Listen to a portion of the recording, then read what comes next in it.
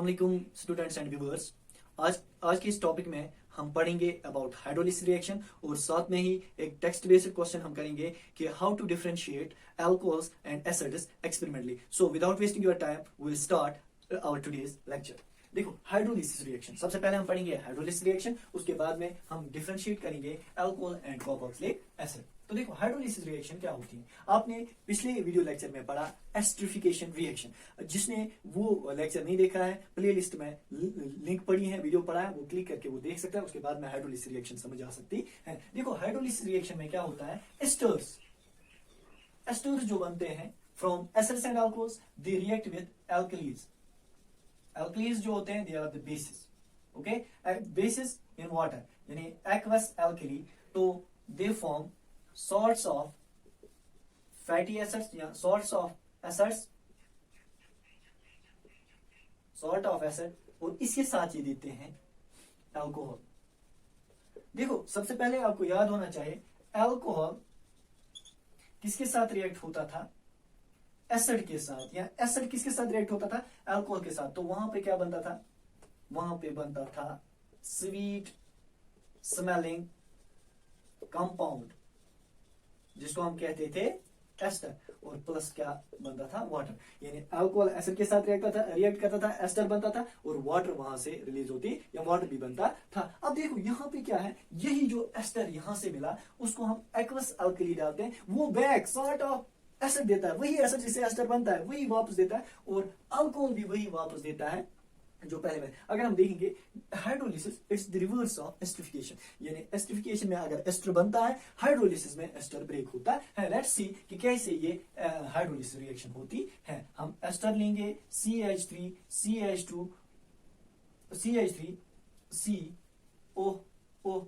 CH2 CH3, या ऐसे CH3 C double bond O CH2 CH3।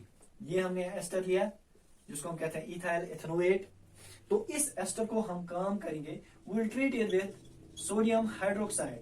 Sodium hydroxide क्या होता है, इट्स अ बेस लेकिन aqueous in water.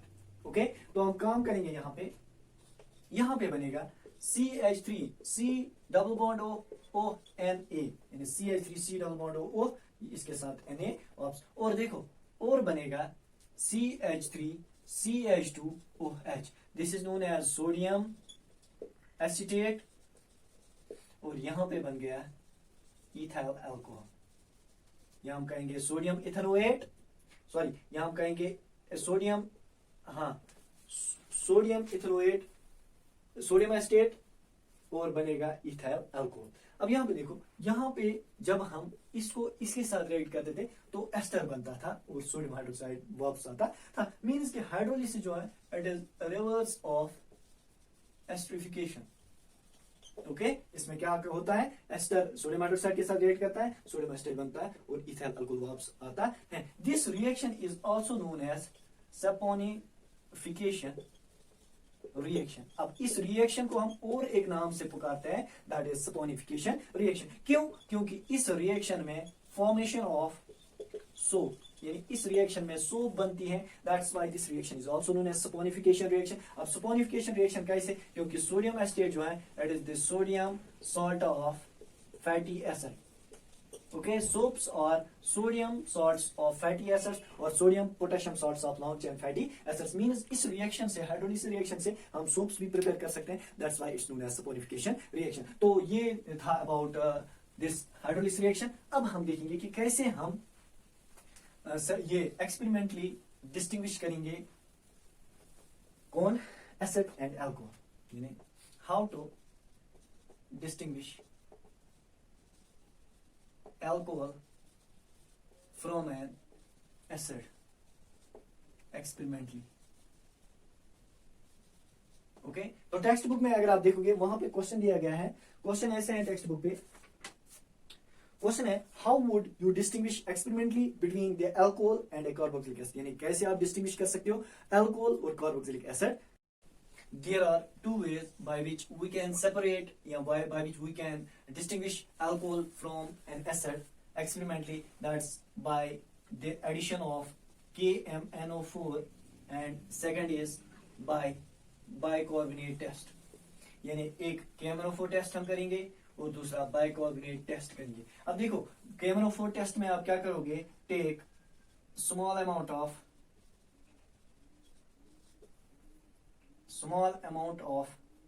compound, small amount of each compound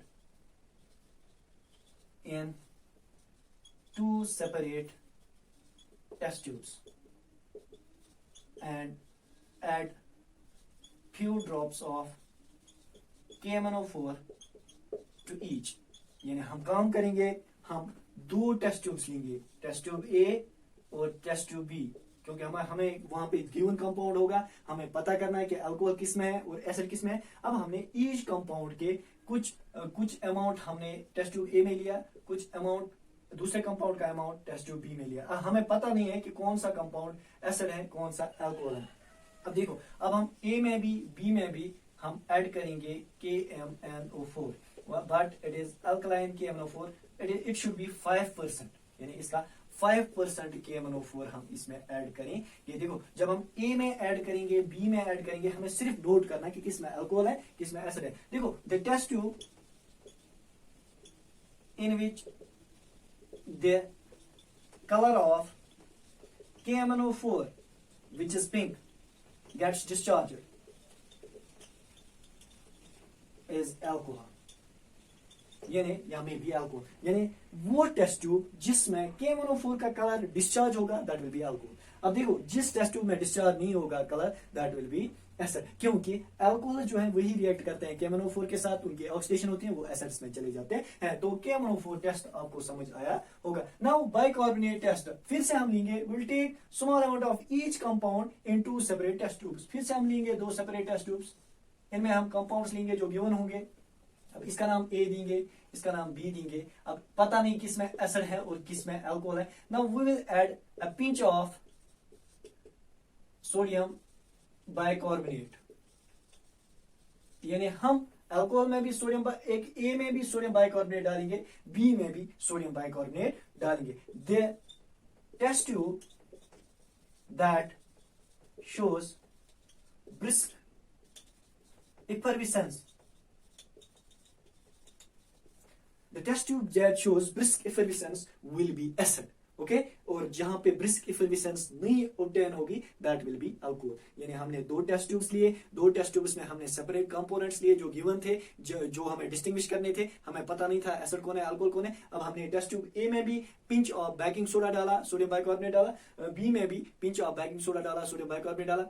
तो देखो, जिस वाले टेस्ट ट्यूब में एसिड होगा वहां पे कार्बन डाइऑक्साइड गैस इवॉल्व होगा। जब कार्बन डाइऑक्साइड गैस इवॉल्व होगा वहां पे बबल्स ऑफ गैस बाहर आ जाएंगे। ब्रिस्क इफर्विसेंस उसी को कहते हैं, यानी evolution of carbon dioxide gas, उससे वो बबल्स बनते हैं, उसी को हम ब्रिस्क इफर्विसेंस कहते हैं। अब जहां पे ब्रिस्क इफर्विसेंस होगा the component will be acid, और जहां पे ब्रिस्क इफर्विसेंस नहीं होगा that will be alcohol. Hope कि आपको ये वीडियो लेक्चर समझ आया होगा। Thank you for watching this video lecture.